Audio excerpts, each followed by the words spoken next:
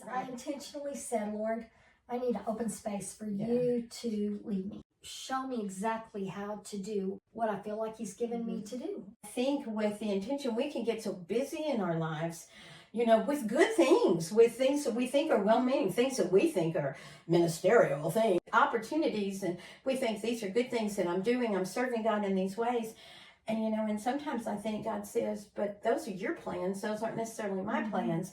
And I have things I want you to do, but you've got to create space for them. And be okay with the space. And it's hard for me. It's hard for me. Well, it is, because we tend to think busyness is being productive and it's a good thing.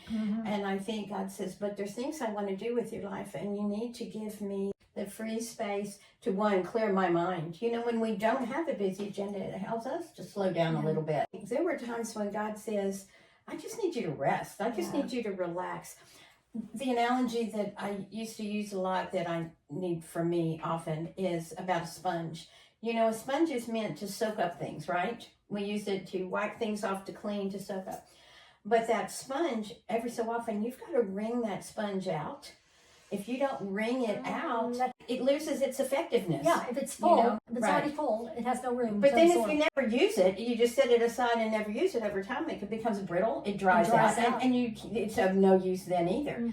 But there's times that we've got to wring out our sponge, and times we need to use it. So I'm wanting to commit this year to ask God to help me to be intentional about when to use my sponge to do the work that he's calling me to do, and when to wring it out.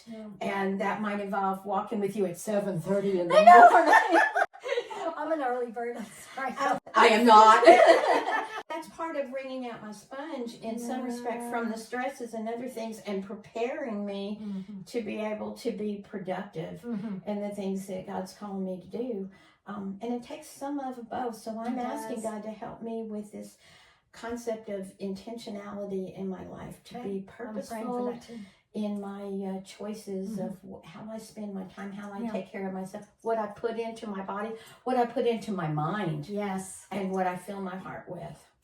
So you got to be intentional in all those aspects of your life, not just your schedule.